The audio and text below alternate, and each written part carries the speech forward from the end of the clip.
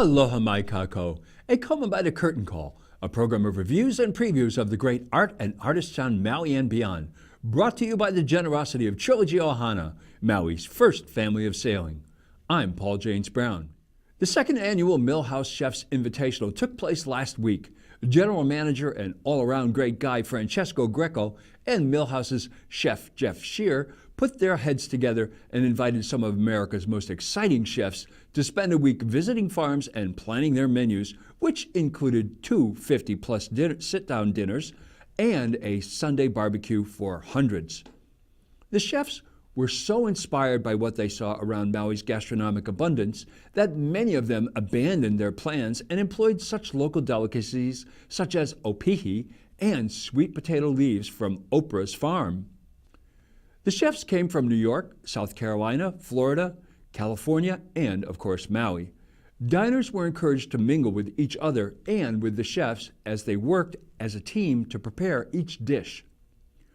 Also, the meals were accompanied by a libation with each course, and surprisingly, two of the courses were accompanied by exotic cocktails, and the other had beer to go with it.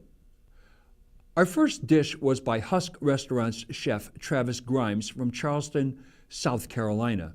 It was a roasted Washington State oyster smothered in fried chicken butter with lemon drop pepper mash, and next to it was a delicious square of watermelon topped with macadamia nuts. The pepper in the mash, I found out, was ají limo, a native of Peru that rates about 30,000 to 60,000 Scoville units, comparable to a habanero. It was divine. The heat with the lemon spread across the oyster was the perfect complement to this unforgettable dish. The macadamia nut watermelon was a marvelous contrast to the heat in the oyster, and surprisingly, the cocktail of Woodford bourbon and two rums with sugarcane caramel, macadamia nut, lime, and sea salt went superbly with the bite. Next up was New York City's Jeremiah Stone, chef and co-owner of Contra and Wild Air, voted Best New Chef by Food and Wine magazine in 2016. His contribution was among the real surprises in this evening, filled with them. His dish featured sweet potato leaf wrapped around golden tomato and raw uku with sliced avocado, nasturtium, and Hawaii's most coveted and loved gastropods, opihi. I have never had or thought that one could or would eat sweet potato leaf wrapped up in anything. It was savory and sweet and went so well with everything, and the opihi was like the surprise at the bottom of a Cracker Jack box. The big wonder was the beverage accompaniment. It was advertised as Amesto Gatiniaco Chacalina from Spain. No one had ever heard of this wine, but I was perplexed to see a rosé with a fish. The nose was very rosé, but the taste was extremely dry, most unexpected. However, we soon learned that the French rosé, a Petite Marie Cabernet, had been served by mistake. It was meant for the next course. The Chacalina is a dry white wine, of course. Whoops. Our third course came from the genius of San Francisco's Astor chef Brett Cooper. This was venison tartare with lilikoi, turnip, and kimchi furikake. This venison tasted like the finest, tenderest filet mignon, and the furikake were tiny, spicy, crispy noodles. How they stayed crispy in the juicy melange of Bambi, lilikoi, and turnip was thoroughly mind-boggling. Next up was our own Millhouse chef Jeff Shear's contribution to a feast, and what a winner this was. When I saw octopus on the menu, I was nervous and not enthused. Octopus is a notoriously tough chew and most difficult to make palatable. This was among the simplest and most amazing dishes of the night. The taco was Eucharist thin, swimming in black garlic and Jamie Woodburn's Maui olive oil. It's difficult to describe the melt-in-your-mouth texture of this taco. It was so good that I suggested to Mr. Greco and Mr. Shear that it be put on the menu so others could experience it. It was so glorious that I have no memory of the Spanish grenache that accompanied it.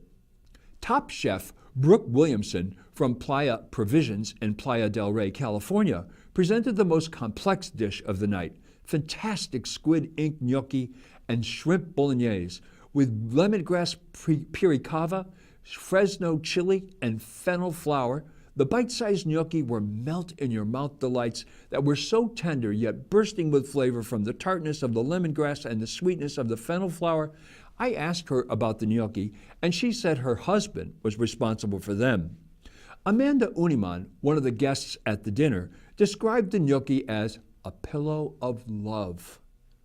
There was a palate cleanser from the Millhouse's sous chef, Rosanna Ha, consisting of cucumber, rosé sake, citrus, aloe, mochi, and li hing moi, ingeniously built in a shot glass. It was a true taste treat. Now came Jacksonville, Florida chef Kenneth Gilbert's from Gilbert's Underground Kitchen. He took on one of my favorite fishes that means delicious, ono. It was baked with dukkha, an Egyptian concoction which includes hazelnuts, sesame seeds, coriander, and cumin. The accompaniments were cauliflower, pickled raisins, dill, and macadamia nut. This was the only dish that had an oops in it for me. I felt the ono was a little salty. The beverage in the pairing with this meal was the Maui Brewing Company's Mango Helleweisen, which I had never had. I'm a big beer lover. This has two meanings. I love beer, and my taste tends towards large, flavorful beers, so this mango concoction was a new taste for me. And this is why I love to give myself over to the pairings that have been selected by the house. Whenever I do one of these dinners, I never would have ordered this for any reason, and I just might try it again. The last of the main course dishes came from Maui's own Top Chef and Top Chef All-Stars finalist Sheldon Simeon of the Tin Roof. If you haven't been to Tin Roof on Dairy Road across from FedEx Kinko's, do yourself a taste treat flavor and order online at tinroof.com and take a beach chair. Go to the beach and enjoy the best lunch on Maui. Chef Simeon presented us with what he called his childhood on a plate. Barbecued pork chops with guava and bug juice. The simplest dish of the night was also one of the dishes one would want much more of. Mr. Simeon is a great chef who understands less is more. He doesn't disguise his food, lets it speak for itself by bringing out the best of it without drowning it in sauces or spices. The pairing for this course was my favorite wine of the night, a Sonoma 2012 Shiraz Pinot Noir, with that characteristic woody nose and a marvelous dry, fruity flavor that is unequal match with the meal. The dessert was from Fabian von Hauska, who also is the owner chef at Contra and Wild Air in New York City and was voted Best New Chef in 2016 as well. It was lilikoi foam with honey, very simple, and Mrs. Uniman summed it up best.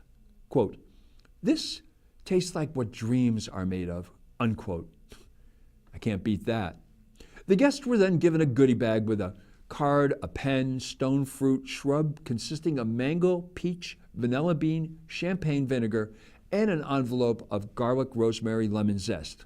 Nice gift. The second annual Chef's Invitational was a triumph in every way possible. I am counting the days till yet another group of the world's culinary superstars grace our shores and share their talents. Well, that's Curtain Call for this week. Next week, I'll have a review of Burnin' Love. Thanks for tuning in to Curtain Call. I'm Paul James Brown. Ahui ho.